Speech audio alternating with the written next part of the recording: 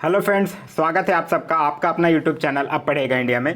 आज हम लोग इस वीडियो में देखेंगे बिहार दरोगा प्रारंभिक परीक्षा 2021 से रिलेटेड जो हम लोगों ने super fast revision series start कर रखा है। उस सीरीज में आज बढ़ते हुए हम लोग देखेंगे रिवीजन सेट नंबर 35।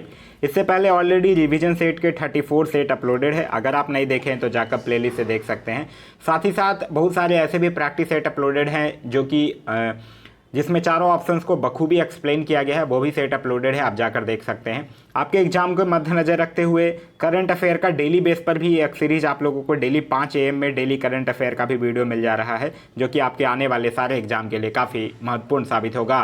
तो चलिए बढ़ते हैं अपने क्वेश्चंस की तरफ। आज का जो हमारा पहला क्वेश्चन है वो यह कह रहा है कि प्रत्येक वर्ष जो है वो कितने क्षेत्रों में नोबेल पुरस्कार जो है वो प्रदान किए जाते हैं। तो यह किया जाता है 6 क्षेत्रों में। तो इस क्वेश्चन का जो सही आंसर होगा वो होगा ऑप्शन नंबर डी 6।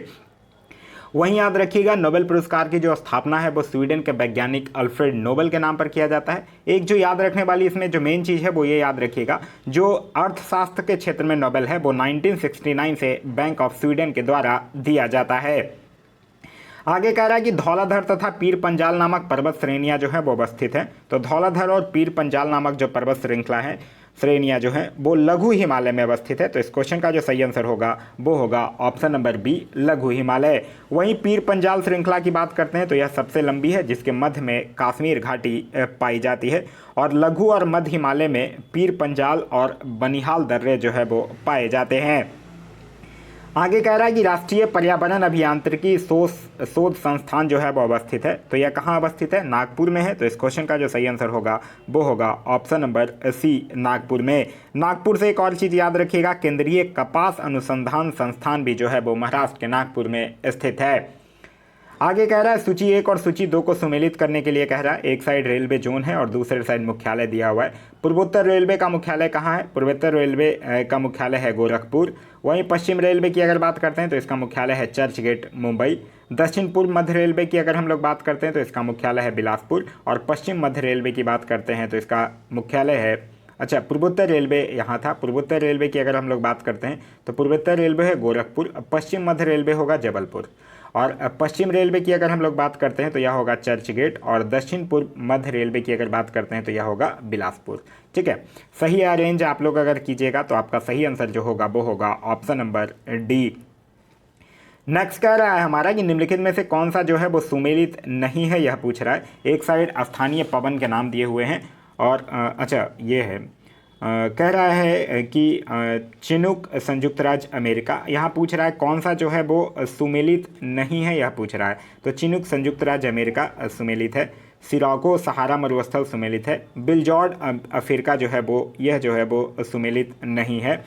फिर कह रहा है खमसीन मिस्र, यह भी सुमेलित है। ये जो बिलजॉर्ड है ना, यह एक बर्फानी तूफान है जो कि अफ्रीका में नहीं बल्कि ज़्यादातर संयुक्त राज्य अमेरिका में और कभी कभी रूस और कनाडा में आता है। अफ्रीका से इसका कोई संबंध नहीं है। तो इस क्वेश्चन का जो सही आंसर होगा वो होगा ऑप्शन नंबर सी। नेक्स्ट कह रहा है कि यदि दो स्थानों की स्थिति में 90 डिग्री देशांतर का अंतर है तो दोनों स्थानों के बीच समय अंतर कितना होगा? तो 90 डिग्री देशांतर का अंतर है तो दोनों स्थानों के बीच में 6 घंटे का अंतराल होगा। तो इस क्वेश्चन का जो सही आंसर होगा वो होगा ऑप्शन नंबर बी 6 घंटा, क्योंकि आप लोगों ने पढ़ रखा होगा 1 डिग्री बराबर 4 मिनट का अंतर है। तो 90 डिग्री के अगर हम लोग बात करते हैं तो ये 360 हो जाएगा और उसको फिर आप 60 से डिवाइड कीजिएगा तो कितना होगा? 6 घंटा होगा। नेक्स्ट कह रहा है मलक्का जल संयोजक में आने जाने की सुविधाएं हैं, यह आपसे पूछ रहा है। कह रहा है हिंद महासागर से चीन महासागर तक। तो यही बिल्कुल सही होगा। तो इस क्वेश्चन का जो सही आंसर होगा वो होगा ऑप्शन नंबर ए, क्योंकि आप लोगों को पता होगा कि यह जो जल संधि है वो अंडमान सागर एवं दक्षिण चीन सागर को जोड़ती है। नेक्स्ट कह रहा है सुमेलित करने के लिए कह रहा है एक साइड लेखक हैं दूसरे साइड रचनाएं हैं। अगर हम लोग बात करते हैं भारवी की तो भारवी मैच करेगा क्रियात्मक नियम के साथ। हर्ष की अगर बात करते हैं तो यह मैच करेगा नागानंद के साथ। कालिदास की अगर हम लोग बात करते हैं तो मालवी के मित्रम के साथ मैच करेगा। और राजशेखर की अगर बात करते हैं तो यह जो है वो कर्पूर मंजरी के साथ मैच करेगा। नेक्स्ट क्वेश्चन हमारा क्वेश्चन नंबर 9 कह रहा है सुमेलित करने के लिए कह रहा है एक साइड वंश है और दूसरे साइड राज है। आदिल शाही वंश की अगर बात करते हैं तो यह बीजापुर के साथ मैच करेगा। कुतुब शाही वंश की बात करिएगा तो गोलकुंडा के साथ मैच करेगा। निजाम शाही अहमदनगर के साथ और सरकी शाही जो है वो जौनपुर के साथ मैच करेगा। क्योंकि आप लोगों ने पढ़ रखा होगा यूसुफ आदिल शाह ने 1489 में आदिल शाही वंश की स्थापना की थी। मलिक अहमद ने 1490 में निजाम शाही वंश की स्थापना की थी। कुली कुतुब शाह ने 1512 में कुतुब शाही वंश की स्थापना की थी। और फतेहुल्लाह अहमद शाह ने 1490 में इमाद शाही वंश की स्थापना की थी। नेक्स्ट कह रहा है कि अकबर के शासनकाल को निम्नलिखित घटनाओं का कालानुक्रम व्यवस्थित कीजिए। यह कह रहा है जजिया कर की समाप्ति कब किया था अकबर ने? 1564 में। मजहर पर हस्ताक्षर की अगर बात करते हैं तो यह किया था 1579 में। इबादत खाने के निर्माण की अगर बात करते हैं तो यह किया था 1575 में। और दीन इलाही की स्थापना की बात करते हैं तो यह किया था 1582 में। अब आप इसको सही से अरेंज कीजिएगा तो आपका सही आंसर जो होगा वो होगा ऑप्शन नंबर ए। इसके साथ ही साथ अकबर से याद रखिएगा, अकबर जो था वो तीर्थ यात्रा का समाप्ति कर किया था 1563 में। दास प्रथा का अंत किया था 1562 में। फतेहपुर सीकरी की स्थापना किया था 1571 में। और इलाही संबत की शुरुआत किया था 1583 में। आगे कह रहा है कि अष्टप्रधान नाम की मंत्रिपरिषद थी। तो अष्टप्रधान नामक की मंत्रिपरिषद जो थी वो मराठा प्रशासन था। क्योंकि आप लोगों ने पढ़ रखा होगा कि शिवाजी के मंत्रिमंडल को अष्टप्रधान कहा जाता था, जिसमें कि पेशवा का जो पद होता था वो सबसे महत्वपूर्ण होता था। तो इस क्वेश्चन का जो सही आंसर होगा वो होगा ऑप्शन नंबर सी, मराठा प्रशासन। आगे कह रहा है कि नर्मदा एवं ताप्ती नदियों के मध्य कौन सी श्रेणी है? तो नर्मदा एवं ताप्ती नदियों के मध्य है सतपुड़ा श्रेणियाँ। तो इस क्वेश्चन का जो सही आंसर होगा वो होगा ऑप्शन नंबर बी, सतपुड़ा श्रेणी। और सतपुड़ा श्रेणी की जो सबसे ऊंची चोटी है वो है धूपगढ़ी, जो कि महादेव पर्वत पर स्थित है। आगे कह रहा है निम्न में से किस नदी का उद्गम जो है वो नेपाल से नहीं होता है, यह पूछ रहा है।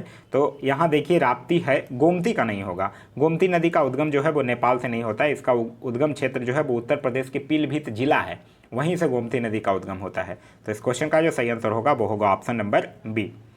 आगे कह रहा है निम्न में से कौन सा युग्म जो है वो सुमेलित नहीं है, यह आपसे पूछ रहा है। तो उत्तरी अमेरिका से गुजरने वाली रेखा है दूसरे साइड, तो कर्क रेखा बिल्कुल सही है। दक्षिणी अमेरिका भूमध्य रेखा बिल्कुल सही है। अफ्रीका तीनों रेखाएं बिल्कुल सही है। और एशिया तीनों रेखाएं यानी कि बात करते हैं तो अफ्रीका ही एकमात्र ऐसा है जहां से होकर कर्क रेखा, मकर रेखा और भूमध्य रेखा जो है वो गुजरती है। फिर कह रहा है एशिया, कर्क रेखा और मकर रेखा, यह गलत है। क्योंकि एशिया महादेश से कर्क रेखा और मकर रेखा नहीं गुजरती है, सिर्फ और सिर्फ कर्क रेखा गुजरती है, मकर रेखा नहीं गुजरती है। तो इस क्वेश्चन का सही आंसर होगा ऑप्शन नंबर डी।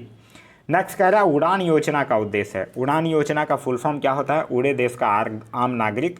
तो इसका जो मेन उद्देश्य है वो है छोटे शहरों को हवाई सेवा से जोड़ना। तो इस क्वेश्चन का सही आंसर होगा वो होगा ऑप्शन नंबर सी। और इस योजना की जो शुरुआत है वो अक्टूबर 2016 में किया गया था।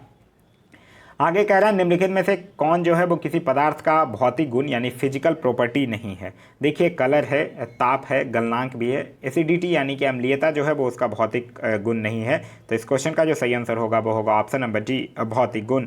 भौतिक गुण का मतलब क्या होता है? किसी पदार्थ के भौतिक गुणों में परिवर्तन का अर्थ होता है कि किसी नए पदार्थ का बनना नहीं है।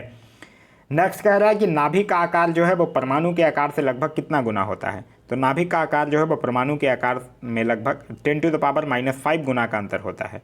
तो इस क्वेश्चन का जो सही आंसर होगा लगभग कितना गुना का अंतर होता है? तो 10⁻⁻5 गुना का। तो इस क्वेश्चन का सही आंसर होगा ऑप्शन नंबर बी। आगे कह रहा है कि C14 में न्यूक्लियनों की संख्या कितनी है? तो इसमें न्यूक्लियनों की संख्या कितनी होगी? 14 होती है। तो इस क्वेश्चन का जो सही आंसर होगा वो होगा ऑप्शन नंबर सी, 14। देखिए एक कोई भी नाभिक या न्यूक्लियस जो होता है उसमें न्यूक्लियनों की जो संख्या होता है उसका मतलब होता है द्रव्यमान संख्या, मतलब न्यूट्रॉनों की संख्या, और प्लस में प्रोटॉन का संख्या। नेक्स्ट कह रहा है कि सिग्मोइड कोलन जो है वो किसका भाग है? तो सिग्मोइड कोलन जो है वो बड़ी आंत का भाग है। तो इस क्वेश्चन का जो सही आंसर होगा वो होगा ऑप्शन नंबर बी, यह बड़ी आंत का भाग है जो कि रेक्टम यानी कि मलाशय से जुड़ा हुआ होता है। नेक्स्ट कह रहा है प्रतिजीव पेंसिलिन यानी एंटीबायोटिक पेंसिलिन जो है वो किससे प्राप्त होता है? तो एंटीबायोटिक पेंसिलिन जो है वो फंगस से यानी कवक से प्राप्त होता है। तो इस क्वेश्चन का जो सही आंसर होगा वो होगा ऑप्शन नंबर सी, फंगस से।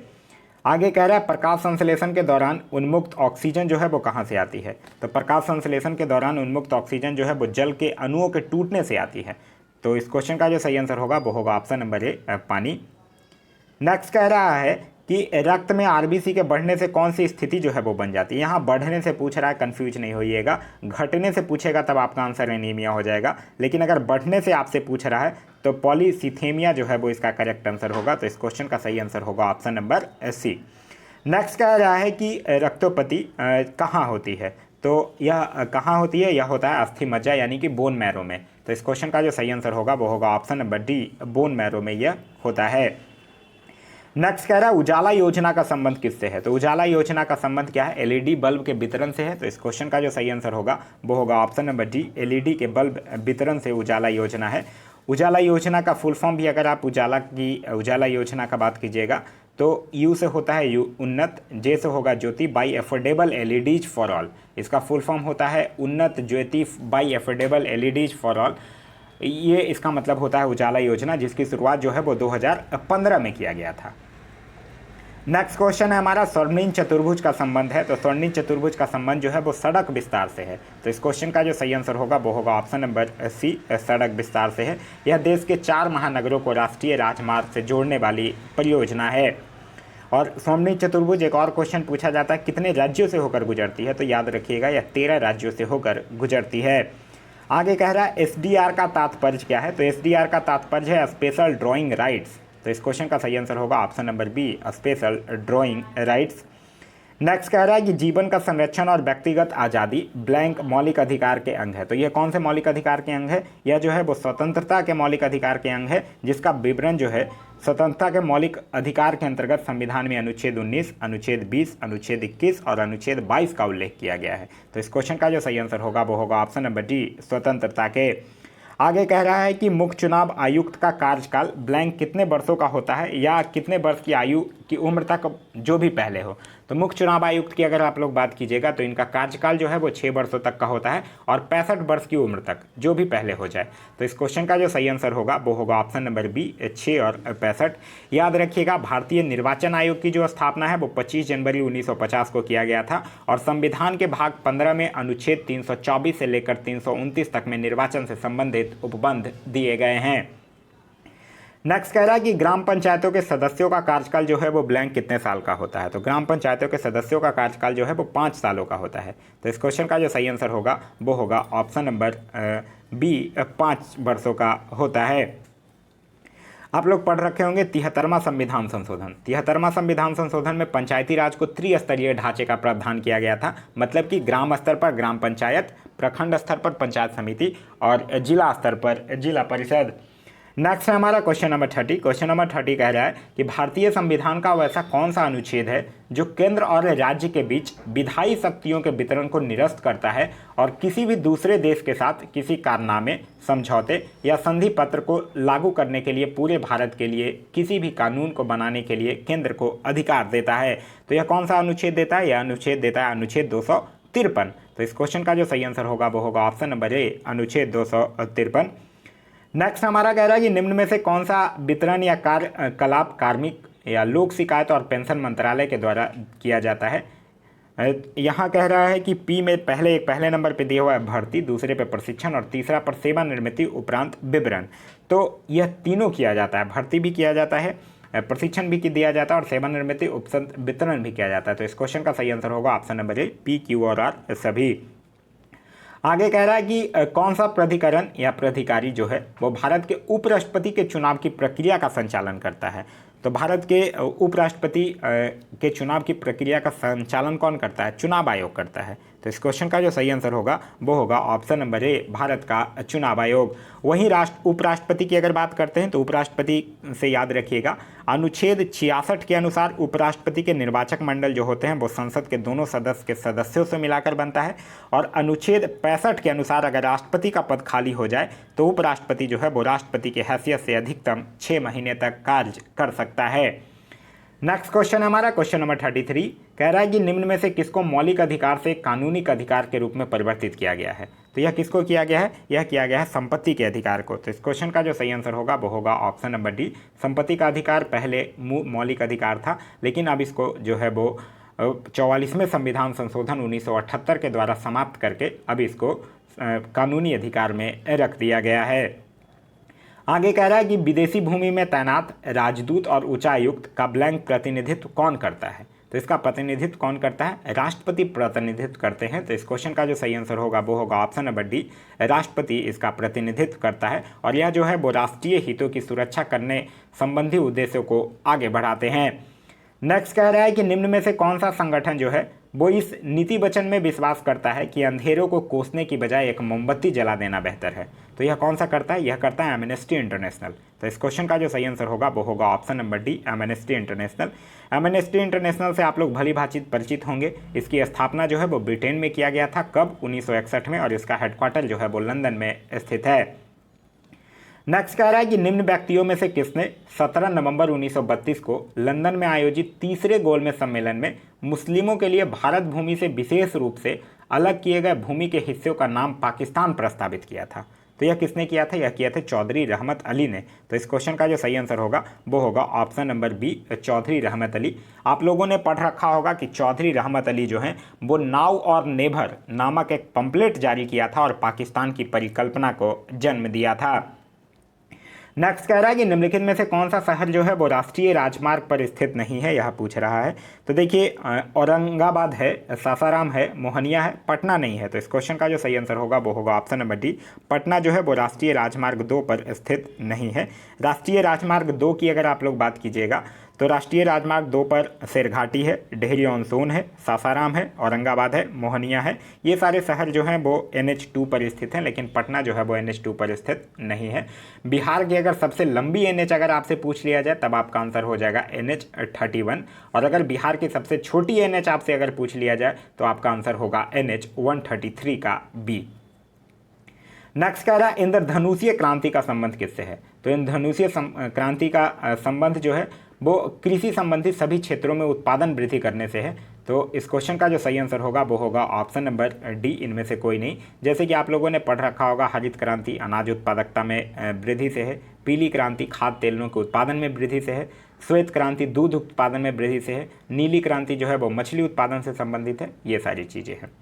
नेक्स्ट कह रहा है अमृत बाजार पत्रिका की स्थापना किसने किया था। तो अमृत बाजार पत्रिका की स्थापना जो है वो शिशिर कुमार घोष के द्वारा किया गया था। तो इस क्वेश्चन का जो सही आंसर होगा वो होगा option number D, Shishir Kumar Ghosh के द्वारा किया गया था। नेक्स्ट कह रहा है कि कैगा। तो कैगा की अगर हम लोग बात करते हैं तो कैगा क्या, ये जो मैंगलोर कर्नाटक है उसके निकट एक न्यूक्लियर विद्युत संयंत्र है। तो इस क्वेश्चन का जो सही आंसर होगा वो होगा ऑप्शन नंबर ए, मैंगलोर के निकट, और यहाँ एक न्यूक्लियर विद्युत संयंत्र जो है वो स्थापित है। तो इस क्वेश्चन का सही आंसर होगा वो होगा ऑप्शन नंबर ए। देखिए परमाणु विद्युत गृह से अक्सर आपके एग्जाम में क्वेश्चन पूछे जाते हैं। जैसे कि तारापुर की अगर बात करें तो तारापुर महाराष्ट्र में स्थित है, रावत भाटा जो है वो राजस्थान में स्थित है, कालपक्कलम तमिलनाडु, नरोरा उत्तर प्रदेश, काकरापारा गुजरात, कुंडलकुलम तमिलनाडु, जैतपुर महाराष्ट्र। तो ये सारे परमाणु संयंत्र की अवस्थिति जो है वो आप लोगों को याद रखना होगा, क्योंकि ये अक्सर जो है वो आपके एग्जाम में पूछे जाते हैं। नेक्स्ट क्वेश्चन हमारा क्वेश्चन नंबर 41 कह रहा है विश्व के आधे से अधिक कहवा का उत्पादन कहाँ होता है। तो आधे से अधिक कहवा का उत्पादन होता है ब्राज़ील में, क्योंकि आप लोगों ने पढ़ रखा होगा ब्राज़ील को कहवा का घर भी कहा जाता है, और ब्राज़ील में कहवा को कहवा का जो विशाल बाग होता है उसको फेजेंडा के नाम से जाना जाता है। तो इस क्वेश्चन का जो सही आंसर होगा वो होगा ऑप्शन नंबर ए, ब्राज़ील। एक चीज़ और याद रखिएगा, जो साओ पोलो है वो संसार की सबसे बड़ी कहवा की मंडी है। नेक्स्ट कह रहा है एक सेल का ईएमएफ है। तो एक सेल का ईएमएफ क्या है, एक अदिश राशि है। तो इस क्वेश्चन का जो सही आंसर होगा वो होगा ऑप्शन नंबर बी, अदिश राशि। देखिए सेल, किसी भी सेल के द्वारा एक कूलम आवेश को पूरे विद्युत परिपथ में अगर एक पूर्ण चक्र लगाने हेतु सेल के द्वारा जो प्रदत्त ऊर्जा होता है उसी को सेल का विद्युत वाहक बल यानी कि ईएमएफ कहते हैं। ईएमएफ की अगर हम लोग मात्रक की बात करते हैं तो ईएमएफ का मात्रक जो होता है वो वोल्ट होता है, और ईएमएफ अर्थात मतलब विद्युत वाहक बल का जो मान है वो विभवांतर से सदैव अधिक होता है। नेक्स्ट क्वेश्चन हमारा क्वेश्चन नंबर 43 कह रहा है भारत जो है वो किस खनिज के उत्पादन में आत्मनिर्भर है।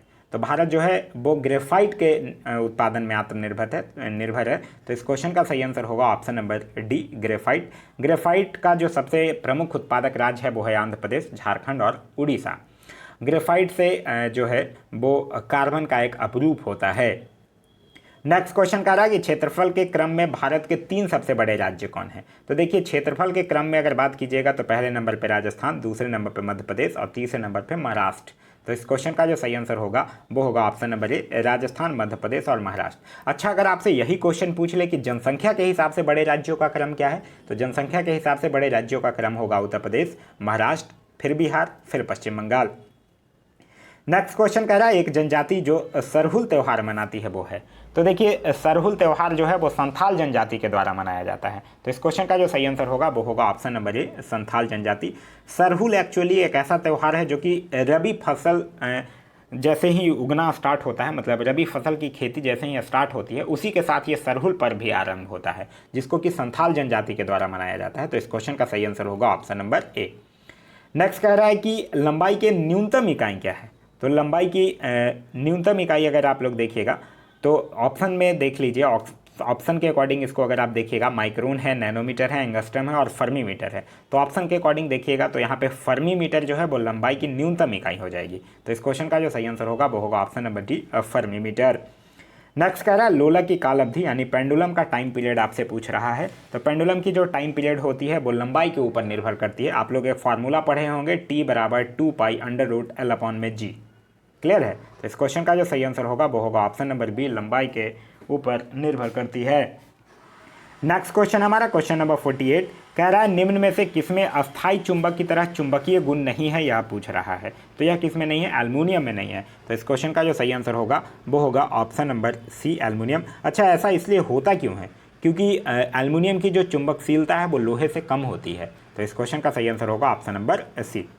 नेक्स्ट कह रहा है एक समतल दर्पण की वक्रता त्रिज्या कितनी होती है। तो एक समतल दर्पण की वक्रता की त्रिज्या जो होगी, वक्रता की जो त्रिज्या होगी वो अनंत होगी। तो इस क्वेश्चन का जो सही आंसर होगा वो होगा ऑप्शन नंबर सी, अनंत।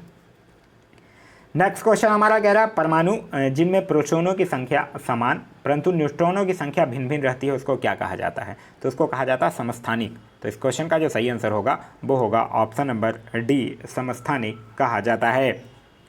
नेक्स्ट क्वेश्चन हमारा कह रहा है निम्नलिखित में से कौन सा जो है वो ऑक्साइड जो है वो उदासीन है। तो यहाँ अगर ऑप्शन में बात करते हैं तो CO2 नहीं, CO उदासीन है। तो इस क्वेश्चन का जो सही आंसर होगा वो होगा option number B, carbon monoxide. Next question कह रहा है कि आउटकम बजट को भारत में कब प्रस्तुत किया गया था। तो आउटकम बजट को भारत में सर्वप्रथम 2005 में प्रस्तुत किया गया था। तो इस क्वेश्चन का जो सही आंसर होगा वो होगा ऑप्शन नंबर बी, 2005 में प्रस्तुत किया गया था। अच्छा, अगर आपसे पूछ ले कि जीरो बजट कब प्रस्तुत किया गया था, तो जीरो बजट जो है वो भारत में 1986 में प्रस्तुत किया गया था। नेक्स्ट क्वेश्चन कह रहा है कि निम्न में से असत युग्म का चयन कीजिए, यह आपसे पूछ रहा है। MS स्वामीनाथन, हरित क्रांति, बिल्कुल सही है। राज्य समिति, कृषि जोत पर कर, बिल्कुल सही है। वर्गीज कुरियन, दुग्ध उत्पादन, बिल्कुल सही है। मोरारजी देसाई, काराधन, यह गलत है। ठीक है, क्योंकि काराधन के जनक मोरारजी देसाई को नहीं बल्कि जेम्स विल्सन को माना जाता है। नेक्स्ट क्वेश्चन कह रहा है सिंधु घाटी की सभ्यता जो है वो गैर आर्य थी, क्योंकि वह एक नगरीय सभ्यता थी और आर्य सभ्यता जो है मतलब कि जो वैदिक सभ्यता थी वो एक ग्रामीण सभ्यता थी। तो इस क्वेश्चन का जो सही आंसर होगा वो होगा ऑप्शन नंबर ए, सिंधु घाटी सभ्यता जो थी वो एक नगरीय सभ्यता थी। नेक्स्ट क्वेश्चन कह रहा है सुमेलित करने के लिए कह रहा है एक साइड वेद है और दूसरे साइड उससे संबंधित विषय दिया हुआ है। तो देखिए अथर्थ वेद की अगर बात करते हैं तो ये औषधियों से संबंधित मैच करेगा। ऋग्वेद की बात कीजिएगा तो ईश्वर महिमा से मैच करेगा। यजुर्वेद की बात कीजिएगा तो बलिदान विधि के साथ मैच करेगा और सामवेद जो है वो संगीत के साथ मैच करेगा। नेक्स्ट क्वेश्चन हमारा क्वेश्चन नंबर 56 कह रहा है ऋग्वेद संहिता का 9वां मंडल जो है वो पूर्णतः किसको समर्पित है। तो 9वां मंडल जो है वो सोम और इस पे पर नामांकित देवता को समर्पित है। तो इस क्वेश्चन का जो सही आंसर होगा वो होगा ऑप्शन नंबर डी।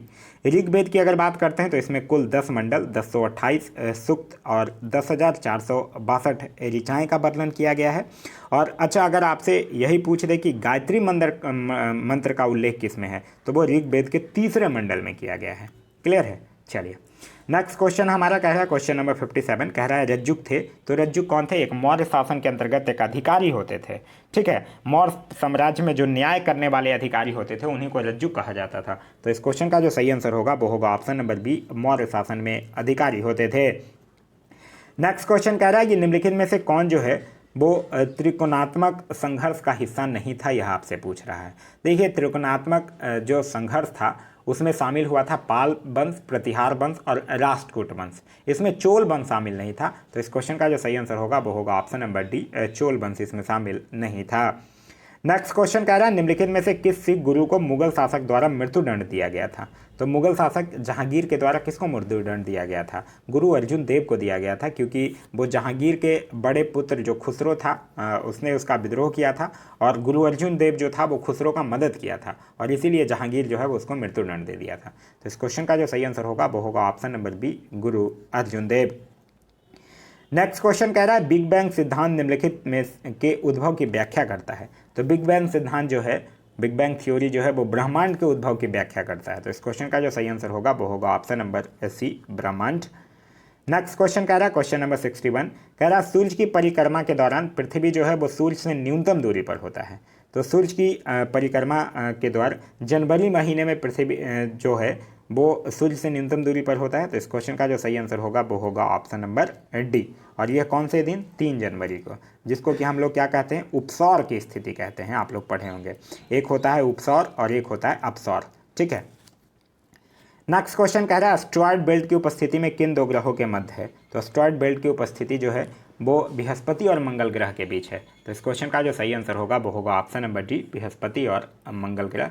मंगल ग्रह से याद रखिएगा, मंगल ग्रह को लाल ग्रह भी कहते हैं क्योंकि इसकी सतह पर लौह ऑक्साइड पाया जाता है और बृहस्पति जो है वो आकार की दृष्टि में सौरमंडल का सबसे बड़ा ग्रह है। नेक्स्ट क्वेश्चन कह रहा है कौन सा अक्षांश जो है वो प्रधान यामोत्तर के साथ मिलकर ग्लोब पर बृहत वृत्त का निर्माण करता है। तो यह कौन करता है? 0 डिग्री अक्षांश करता है। तो इस क्वेश्चन का जो सही आंसर होगा वो होगा ऑप्शन नंबर ए, 0 डिग्री अक्षांश। नेक्स्ट क्वेश्चन कह रहा है कि संचार उपग्रहों में पृथ्वी के स्टेशन से सिग्नल ग्रहण करके विभिन्न दिशाओं में भेजने वाला यंत्र कौन सा है? तो वो कौन सा यंत्र है? वो है ट्रांसपॉन्डर। तो इस क्वेश्चन का जो सही आंसर होगा वो होगा option number C. Next question कह रहा है हेमोग्लोबिन के बारे में निम्नलिखित कथनों पर विचार कीजिए और कौन सा कथन सही है यह आपको बताना है। यह रक्त में ऑक्सीजन का संचार करता है, बिल्कुल सही है। यह लौ युक्त यौगिक है, यह भी सही है। यह कुछ रोगों के प्रति प्रतिरक्षा प्रदान करता है, यह सही नहीं है। यह रक्त को लाल रंग प्रदान करता है, यह सही है। तो इस क्वेश्चन का जो सही आंसर होगा वो होगा ऑप्शन नंबर डी, 1, 2 और 4 जो है वो सही है। नेक्स्ट क्वेश्चन कह रहा है कि शराब पीकर जो वाहन चालक होते हैं वो श्वसन परीक्षण में यातायात पुलिस क्या इस्तेमाल करती है, मतलब क्या इस्तेमाल करके चेक करती है कि वो ड्राइवर जो है वो ड्रिंक कर गाड़ी चला रहा है। तो वो जो है वो पोटेशियम डाइकार्बोनेट सल्फ्यूरिक अम्ल का यूज करती है। तो इस क्वेश्चन का जो सही आंसर होगा वो होगा ऑप्शन नंबर ए। नेक्स्ट क्वेश्चन कह रहा है कि दूध को निम्न विधि में से एक रूप यानी होमोजिनाइज किया जाता है। तो होमोजिनाइज कैसे किया जाता है? दूध को उबाल कर किया जाता है। तो इस क्वेश्चन का जो सही आंसर होगा वो होगा ऑप्शन नंबर डी, इसमें केवल उबाला जाता है। नेक्स्ट क्वेश्चन कह रहा है महात्मा बुद्ध के संबंध में निम्नलिखित कथनों में से कौन सही है यह आपको बताना है। तो कह रहा है कि उनका जन्म जो है वो कपिलवस्तु में हुआ था, बिल्कुल सही है। उन्होंने बोधगया में ज्ञान प्राप्त किया था, ये भी सही है। उन्होंने बौद्धिक धर्म को अस्वीकार किया था, ये भी सही है। फिर कह रहा है उन्होंने आर्य सत्य का प्रचार किया था, ये भी बिल्कुल सही है। तो इस क्वेश्चन का जो सही आंसर होगा वो होगा ऑप्शन नंबर डी, 1, 2 और 3, 4 चारों सही है। नेक्स्ट क्वेश्चन हमारा कह रहा है कि अद्वैत दर्शन के संस्थापक कौन थे? तो कौन थे? शंकराचार्य थे। तो इस क्वेश्चन का जो सही आंसर होगा वो होगा ऑप्शन नंबर ए, शंकराचार्य। नेक्स्ट क्वेश्चन कह रहा है महाबलीपुरम के रथ मंदिरों का निर्माण जो है वो किसने करवाया था? तो नरसिंहवर्मन प्रथम के द्वारा करवाया था। तो इस क्वेश्चन का जो सही आंसर होगा वो होगा ऑप्शन नंबर ए, नरसिंहवर्मन प्रथम के द्वारा करवाया गया था। अच्छा, अगर आपसे पूछ दे कि रथ मंदिरों में सबसे छोटा रथ मंदिर कौन है, तब आपका आंसर हो जाएगा द्रौपदी रथ मंदिर। द्रौपदी रथ मंदिर जो है वो रथ मंदिरों में सबसे छोटा रथ मंदिर है। नेक्स्ट क्वेश्चन कह रहा है कि राजतरंगिणी के लेखक कल्हन के समय कौन से शासक थे? तो कल्हन किसका आश्रित कवि था? हर्ष का आश्रित कवि था। तो इस क्वेश्चन का जो सही आंसर होगा वो होगा ऑप्शन नंबर बी, हर्ष। ठीक है। नेक्स्ट क्वेश्चन कह रहा है एक डेटा सेट का विचलन यानी वेरिएंस जो है तो मानक विचलन क्या होगा? तो देखिए मानक विचलन बराबर क्या होता है? अंडर रूट प्रसरण। तो अंडर रूट 169 का कीजिएगा तो कितना आएगा? 13 आएगा। तो इस क्वेश्चन का जो सही आंसर होगा वो होगा option number C. Next question कह रहा है अंग्रेजों का फोर्ट विलियम कहाँ स्थित है? तो अंग्रेजों का फोर्ट विलियम कलकत्ता में स्थित है। तो इस क्वेश्चन का जो सही आंसर होगा वो होगा ऑप्शन नंबर बी, कलकत्ता में स्थित है। नेक्स्ट क्वेश्चन कह रहा है 20 रुपये के नोट पर निम्नलिखित में से किस राष्ट्रीय धरोहर की छवि है? तो 20 रुपये के नोट पर एलोरा की गुफाओं की छवि है। तो इस क्वेश्चन का जो सही आंसर होगा वो होगा ऑप्शन नंबर बी, एलोरा की गुफाओं की छवि है। देखिए 10 रुपये पे याद रखिएगा उड़ीसा का कोणार्क सूर्य मंदिर है। ₹50 के नोट पे हम्पी बना हुआ है कर्नाटक का, ₹100 की नोट पे रानी का बाव बना हुआ है, ₹200 के नोट पे सांची स्तूप बना हुआ है और ₹500 के नोट पे लाल किला बना हुआ है। नेक्स्ट क्वेश्चन कह रहा है, क्वेश्चन नंबर 75 कह रहा है तारापुर परमाणु ऊर्जा संयंत्र की स्थापना जो है वो किस देश की सहायता से की गई थी। तो तारापुर परमाणु ऊर्जा संयंत्र की स्थापना जो है वो संयुक्त अरब अमेरिका की सहायता से की गई है। तो इस क्वेश्चन का जो सही आंसर होगा वो होगा ऑप्शन नंबर ए। और तारापुर है कहाँ में, तारापुर है महाराष्ट्र में। क्लियर है। चलिए नेक्स्ट क्वेश्चन कह रहा है कि हाल ही में किस क्षेत्रीय पार्टी को राष्ट्रीय पार्टी का दर्जा दिया गया है। तो यह किसको दिया गया है, नेशनल पीपुल्स पार्टी को दिया गया है। तो इस क्वेश्चन का सही आंसर होगा ऑप्शन नंबर ए। नेक्स्ट क्वेश्चन कह रहा है भारतीय थल सेना द्वारा भारत के किस नदी पर मैत्री ब्रिज का निर्माण करवाया जा रहा है। तो मैत्री ब्रिज का जो निर्माण है वो सिंधु नदी पर हो। तो इस क्वेश्चन का सही आंसर होगा ऑप्शन नंबर सी। नेक्स्ट कह रहा है कि हाल ही में प्रसिद्ध व्यक्तित्व सतीश गुजराल का निधन हो गया है, वो कौन थे। तो सतीश गुजराल एक प्रसिद्ध चित्रकार थे। तो इस क्वेश्चन का सही आंसर होगा ऑप्शन नंबर ए, चित्रकार थे। नेक्स्ट कह रहा है हाल ही में जारी विश्व खुशहाली सूचकांक में भारत को कौन सा स्थान मिला है। तो विश्व खुशहाली सूचकांक में भारत का स्थान जो है वो 144 है। तो इस क्वेश्चन का सही आंसर होगा ऑप्शन नंबर सी। नेक्स्ट कह रहा है कौन व्यक्ति जो है वो हाल ही में केंद्रीय सतर्कता आयोग के नए प्रमुख बने हैं। तो केंद्रीय सतर्कता आयोग के नए प्रमुख बने हैं संजय कोठारी। तो इस क्वेश्चन का सही आंसर होगा ऑप्शन नंबर डी। नेक्स्ट कह रहा है किस राज्य में हाल ही में FIR आपके द्वार योजना की शुरुआत की गई है। तो FIR आपके द्वार योजना की शुरुआत जो है वो मध्य प्रदेश सरकार के द्वारा किया गया है। तो इस क्वेश्चन का सही आंसर होगा ऑप्शन नंबर सी। नेक्स्ट कह रहा है कि किस राज्य की सरकार ने हाल ही में प्रवासी श्रमिकों को रोजगार दिलाने हेतु प्रवासी राहत मित्र ऐप लॉन्च किया है। तो प्रवासी राहत मित्र ऐप जो है वो उत्तर प्रदेश सरकार के द्वारा लॉन्च किया गया है। नेक्स्ट कह रहा है संयुक्त राष्ट्र के COP26 यानी कॉन्फ्रेंस ऑफ पार्टीज COP जलवायु परिवर्तन शिखर सम्मेलन को अगले साल तक के लिए टाल दिया गया है। COP26 कहाँ में होने वाला था। तो COP26 का आयोजन जो है वो पहले ग्लासगो में होना था। तो इस क्वेश्चन का सही आंसर होगा ऑप्शन नंबर ए। नेक्स्ट क्वेश्चन कह रहा है निम्नलिखित में से कौन सा देश जो है वो 2021 में एशियाई युवा खेलों की मेजबानी करेगा। तो यह कौन करेगा, एशियाई युवा खेलों की मेजबानी 2021 में चाइना। तो इस क्वेश्चन का सही आंसर होगा option number C. Next question कह रहा है कि USA मेलानिया ट्रम्प की पहली महिला की अनधिकृत जीवनी the art of her deal नामक पुस्तक के लेखक कौन है। तो इस पुस्तक के लेखक कौन है, इस पुस्तक के लेखक है मैरी जॉर्डन। तो इस क्वेश्चन का सही आंसर होगा ऑप्शन नंबर बी। नेक्स्ट कह रहा है ग्लोबल बिलियनियर्स 2020 को फोर्ब्स की 34वीं वार्षिक सूची के अनुसार कौन जो है वो सूची में तीसरी बार शीर्ष पर है। तो कौन शीर्ष पर है, जेफ बेजोस। तो इस क्वेश्चन का जो सही आंसर होगा वो होगा option number B, Jeff Bezos. Next कह रहा है कि सिविल सेवा दिवस निम्न में से किस दिन मनाया जाता है। तो सिविल सेवा दिवस जो है वो 21 अप्रैल को मनाया जाता है। नेक्स्ट है हमारा कि हाल ही में किस राज्य सरकार ने राज्यों में खेलों को बढ़ावा देने हेतु माताओं के सहयोग से सामाजिक नवाचार की शुरुआत की है। तो यह किया है हरियाणा सरकार ने।